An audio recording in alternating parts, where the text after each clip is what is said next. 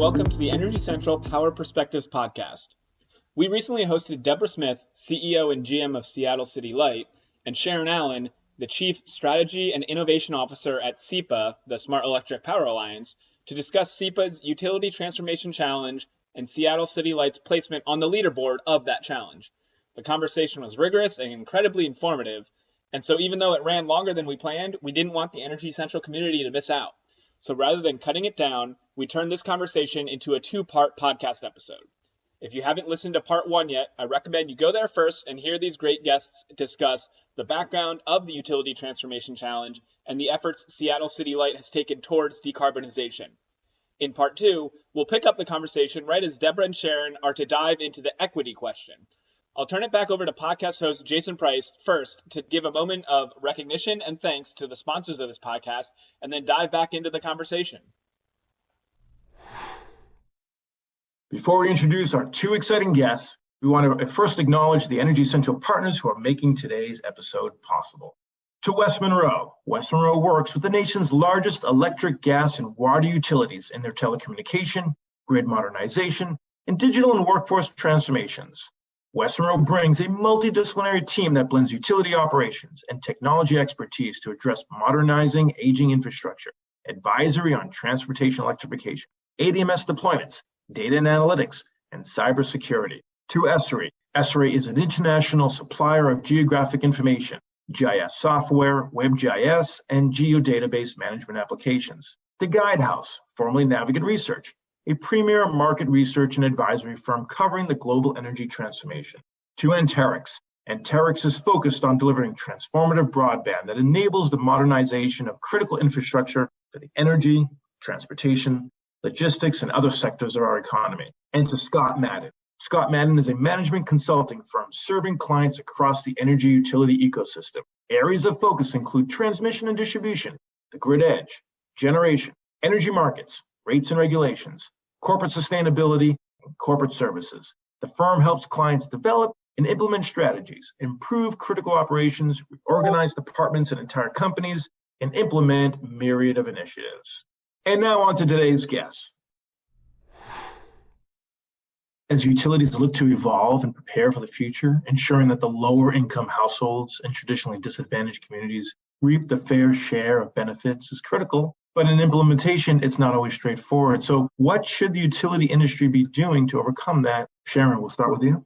So I think one of the first things that has been really helpful is just opening the conversation. We have a dialogue going on across the nation about what is equity? How do we ensure, is it based upon income? Is it based upon race? Is it based upon living in an area that has greater carbon emissions than another? And so I think opening that dialogue has been a positive thing for the industry, but integrating equity considerations and goals. I mean, as long as I can think going back, we've had, since the late 70s, when energy efficiency and demand side management programs first came out, we've had programs for the disadvantaged, but I don't know that every time we structure a new program across our utility offerings, people have thought about how do I make sure that I'm bringing all customers, not disadvantaging a certain class of customers. And I think that conversation has been raised to the top. And so I think step one is just people opening up that conversation and thinking about integrating those considerations into their goals, no matter what the program design is. So what are some examples of things that we see people starting to have the conversation of equity in? We've seen equitable utility EV programs looking at how they minimize barriers to adoption for all customers, looking at community solar access and how that can perhaps address some equity issues that have existed, looking at economic development and support for disadvantaged communities and how to ensure that in some of these disadvantaged communities that they have just as good of resiliency and reliability of service where they live as anybody else in the service territory.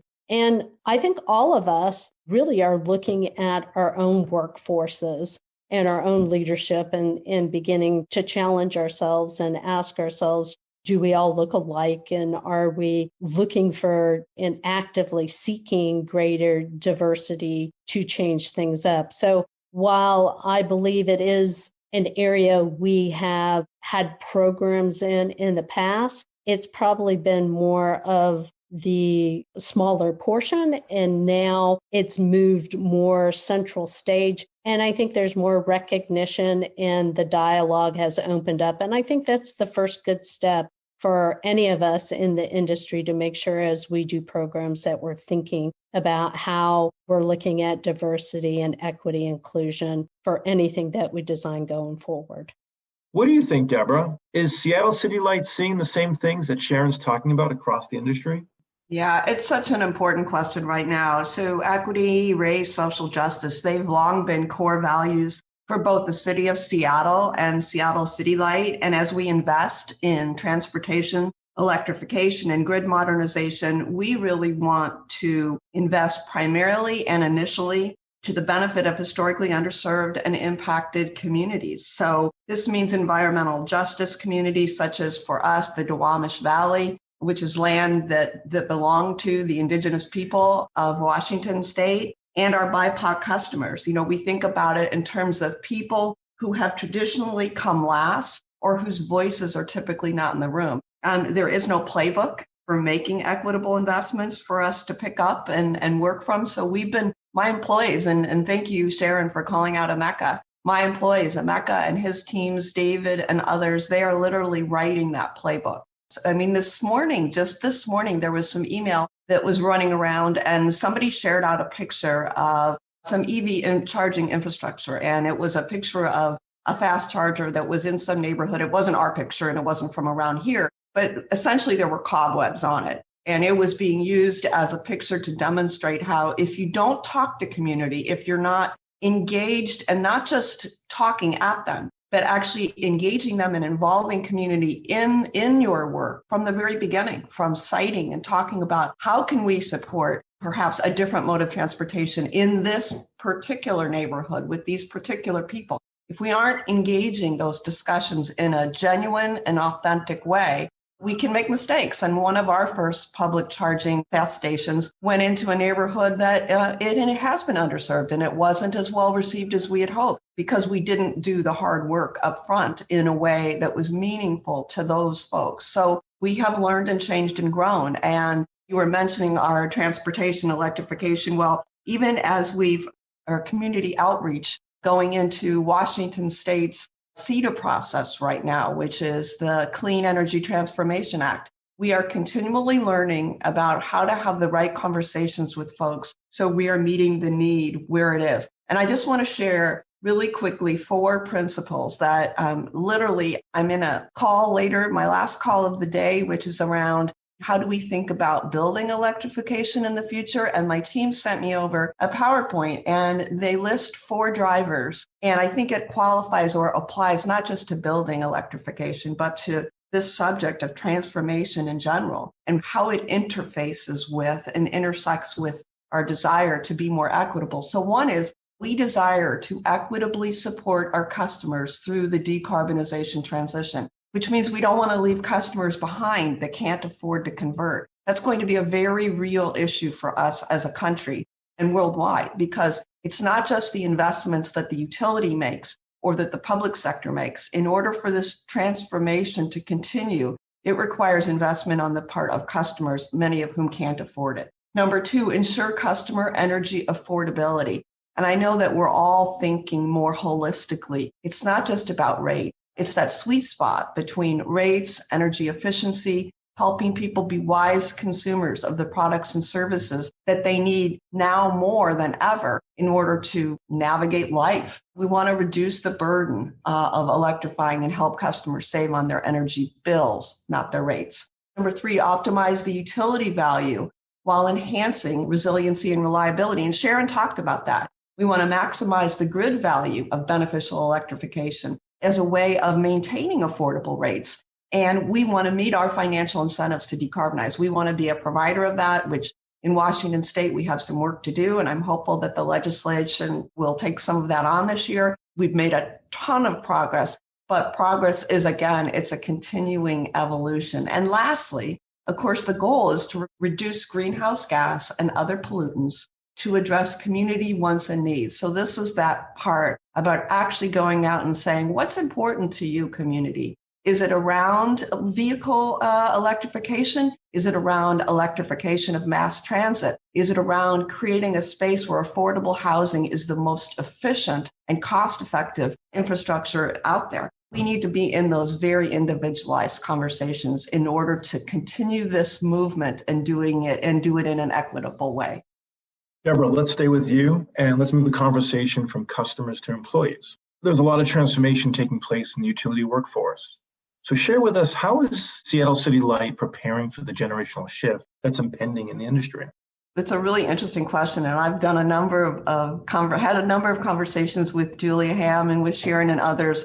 And whenever we talk about SEPA and this transformation that we're all part of, the cultural transformation is really significant. And I really appreciated Sharon giving us credit for the work that we've already done and for the readiness that Seattle's employees have, but it's not true across the board. I mean, we have lots of pockets where it's just hard. I think, Jason, you started out and talked about how our industry has been known to be somewhat stagnant or slow to change. And that's certainly true of many of our employees as well. And I sometimes describe, and that's not a bad thing, so let me come back to that. I sometimes describe us as an organization that has one foot in the present and one foot in the future. And, we have a lot of people here who are doing very traditional, very critical work to maintain. In fact, probably 80% of our employees are engaged in keeping the lights on and ensuring that when you flip the switch, the magic works and you're warm, you're comfortable, and you've got the lighting and the support you need in your home.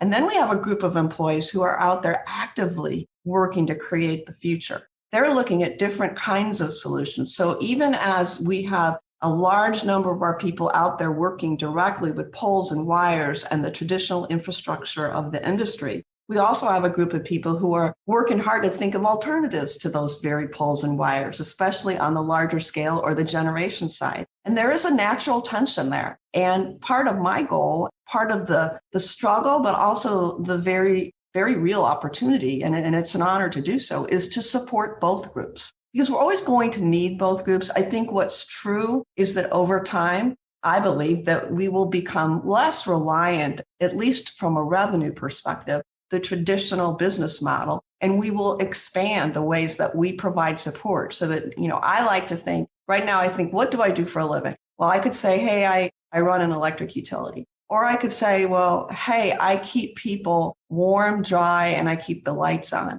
But I think going forward, I want to be able to say, I help people make smart choices that allow them to live their values. Those are very different value propositions, and it takes a broad range of employees. So it is generational. There is a generational aspect, but it's also about what line of work did you go into? How focused are you on standards? One of the things that doesn't get talked about a lot here, but as we move towards electrification, it's challenging many of our standards. And so we have groups of employees who are having to think through really hard things because for 20, 30 years, they have been told that this is the way to do it. And now we're exploring different ways to do it. Or we're exploring, what if we're on the other side of the meter? What if we view a yard of school buses as a generation resource rather than just a hydro plant? These are huge changes. So what we do is we're trying to work hard within a matrix management role. It's hard. Right now, our folks in innovation and electrification are working extremely closely with both our traditional engineering shops, because what we want people to learn from each other. We don't want to leave employees behind any more than we want to leave customers behind. So we want there to be an opportunity for folks to crosswalk and expand their knowledge and the tools in their chest. And then we've got the same thing happening with energy efficiency, energy and innovation, or electrification and innovation shop. They develop these new products and services that are in response to what our customers want. And then they pass them over. And then we have another shop that does a lot of the implementation. So again, A primary tool for City Light, and it doesn't work for everyone and it's hard, is to matrix our management, not create a new silo for this new work, but really look for how we can embed it in the work that all of our groups are doing. And the new normal that I want to create is a place where the folks who are keeping the lights on and the folks that are creating the future are interchangeable, and they both have an opportunity to do both pieces of work. Sharon, over to you. Is culture or cultural change something SEPA is tracking? As I listened to Debra speak, I wanted to start saying, hallelujah. Yeah, a couple of points that I just want to reiterate because I thought they were very profound is, as she was speaking, she said, we need both groups. Sometimes when people talk about cultural and generation change, people insinuate like younger, early career people are more technology and free thinking, and the people who are more seasoned, been around, are old school and can't change. And that kind of bifurcated thinking is absolutely destructive. And so when you look at the overall cultural change, you've got to have new ideation working with people who have been performing traditional and critical function, because there is a fair amount of knowledge that is institutionalized in the brains of some of our employees within utilities. And as we begin to invest and automate in things,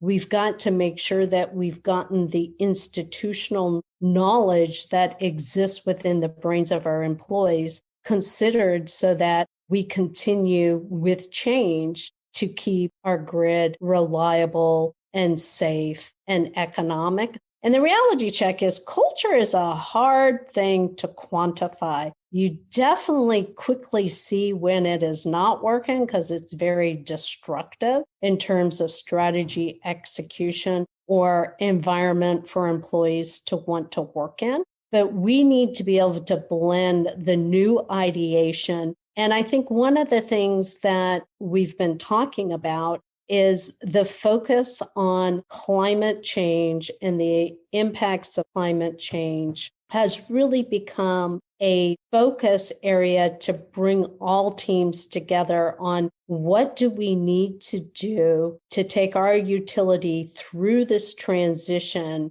and bring our employees with us so that we provide safe, reliable, economic, and clean energy to our community such that all our customers within a service territory have a variety of options of how they interact with us, how they use what they use from us, and they do it as efficient and in a smart way. It takes all types of individuals and people to be able to do that. And technology, while it is our friend, it is not the end-all be-all without the process and the knowledge, and learning how to marry the two together becomes important. While we may think of how do we do things different as you begin to automate things, then some of your field workers and the way they may have performed a function may change. So that results in process changes and re-educating our employee base. So it is this cultural change is something that affects all employees, and all employees need to be working together towards the same end goal. And I think that is a key to success. Where I've seen some challenges for utilities in the US is they may set up a separate innovation or strategic ideation lab. And that's where we'll label them all the innovators are. And the challenge is if they are not working with the operational people and the people in the utility who have to transition, then I have seen that has been a challenge in a couple of the innovation labs in a couple of utilities have gone through some painful transition and have had to change things up because you can't have it sitting on the sideline. It's got to be matrixed through because it affects people in operations and how they're going to do their job, or it changes processes. It requires reskilling so that everyone's ready and has an appetite so that readiness for change is there at the appropriate time. You two make a great team. I'm sure we're going to get a lot of likes on Energy Central for this discussion. So thank you again for all this input. Given our active community, one thing we've heard is that they want to know more about our guests on a personal level. So we're going to go into our lightning round. I'm going to ask you a few questions, and you're going to answer it with one single phrase or a one-word answer. Let's have Debra answer first, and then Sharon will follow up with you. Are you ready? Ready. Ready. Here we go. So, Debra, beach or pool? Always pool. Sharon? Beach. Debra, favorite late night meal? Eggs with spinach and Parmesan cheese. Scrambled eggs with lots of spinach and Parmesan cheese. Sharon? Chips and guacamole. Debra, last book or article that got you to think? Oh, wow. That's a good one. Well, I just read an article this morning about a woman who she wrote some books and she died very young. And she's actually a Christian author, but it was in the newspaper. Had a quote that she lived by, which was thick skin, tender heart. It really spoke to me because it's a lot of how I try and lead. And it was interesting that this very young 37-year-old woman in a completely different line of work who passed away much, much, much too young would have a kind of a theme that resonates with me so closely. Interesting. Sharon? Yeah, so, I read this book many, many years ago, and just recently I read it again. It's a book by John Maxwell, and it's called Failing Forward. And I don't know why I picked it up, but I thought, there's enough change going on. What the book's about is really iterating, and it's okay if you stumble. It's what you do after that to move forward. And when you're in the midst of a lot of change or transition, sometimes we have to think that we have to have total perfection and get everything right. And we don't always need to. We just need to be able to pick ourselves up and continue the journey. Debra, what did you want to be when you were growing up? President of the United States. Sharon? Wow, I guess I was less ambitious. From the time I was 5, I'd always tell everybody in my family I'm going to be an engineer. And so I became an engineer and have never regretted it. I have enjoyed what I sought out to be. And Debra, what are you most optimistic about? I'm optimistic about all the things that we get to choose to both take forward from the pandemic and also the things that we get to choose to leave behind. And I think the conversation that we've had here today, Sharon, I honestly believe that our ability to execute on the transformation that we all know is necessary and that we're all excited about, I actually think our ability to execute has been strengthened by what we've been through these last 2 years, and that we will look back on this as a time that was really, truly transformative for us, not just, oh, wow, we got through COVID, but wow, we got to be more at choice. I think that people we do an awful lot by rote. I'm just as guilty as anybody else. And creating a space where you have to evaluate what really works and what you want to pick back up and move forward is incredibly healthy and will be incredibly valuable as we engage as a community and as a country around the importance of responding to the need for climate change. Sharon? I'm optimistic about the transition that we're in. And I think being at home for, who would have thought, 2 years, I think it's given everyone time to reflect on what's important rather than fighting with each other, how we need to cooperate and collaborate more as a city, as a community, as a state, as a region, as a nation. And I think those conversations of how we together make sure that we are better in the U.S. in what we're doing to attack climate change. Never in my, I'm going on 35 plus years, never have I seen those conversations as genuine, as raw, and as personal as I hear today. And I think when people can be real with each other, when you can be real with your customers, your employees, your stakeholders, and you can have those conversations on the changes that one needs to make. I think it gives you a first good step. And it makes me optimistic because I don't think we were always so willing to have such open conversations in the past. I'm always impressed at how transparent our guests are when we ask these fun questions. So thank you both for sharing that. And I also want to thank you all for taking the time. So before we let you go, though, we'll give you both the last word. What advice would you offer or leave as a takeaway message to impart to our audience who are in the utility industry? Sharon, let's start with you. My parting advice would be just the recognition that the world doesn't have the luxury of time on emissions reductions. We need to accelerate progress, and that is a now thing. And the second thing I would leave you is that transformation is about making investments in people, process, technologies, and alignment with customers to build the modern foundation for carbon reductions. And Debra, over to you.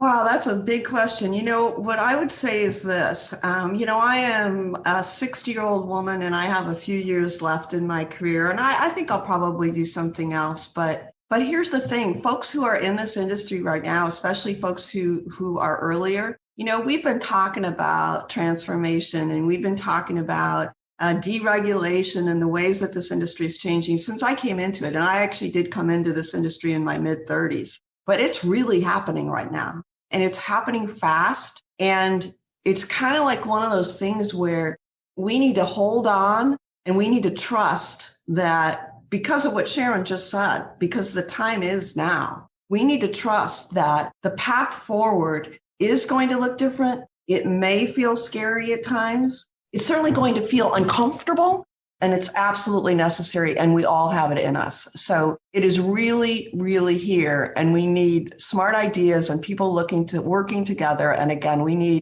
a spirit of collaboration, cooperation, and a partnership. And I think if we can figure out how to do that, I'd love to see Congress figure out how to do that. But if we can figure out how to do that, I think we can move the needle in a mighty way.